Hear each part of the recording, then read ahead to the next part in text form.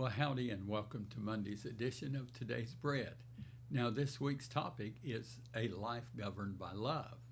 Now, we're focusing on a continuing obligation. Now, the scripture reference, Romans chapter 13, verses 8 through 10.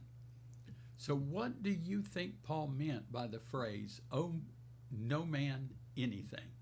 He said that in verse 8. Now, some might take this to mean that Paul was prohibiting Christians from having any debt. This interpretation is contrary to other scriptures, however. You can see that in Exodus chapter 22, verse 25, and Luke 6:35. Rather, Paul was saying that Christians should make sure to pay their debts. It is also wise to avoid any unnecessary debt. The instruction for the Christian can be summarized in the words, "Let no debt remain outstanding." Then Paul gave one exception regarding debt. We are to maintain the continuing debt to love one another. That's verse 8. Debt could be defined simply as something we owe a person or perhaps a financial institution. Payment of that debt is an obligation. In the same way, love is the Christian's obligation. The difference is this obligation cannot be paid off. Instead, Christians live under the continuing duty to show love. Paul went on to declare that love fulfills the law in verse 10. This is affirmed in Galatians 5:14. We can see this as well in the words of Christ in Luke chapter 10, verse 27. Such love has always been God's intent, reflected in the original giving of the law in Leviticus 19:18.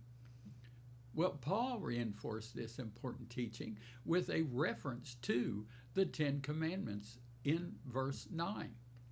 As a follower of Christ ponders these commands, their correlation with love becomes obvious. Well, the first four relate directly to God, while the other six relate to human relationships. Love for God is reflected in regard to the first four.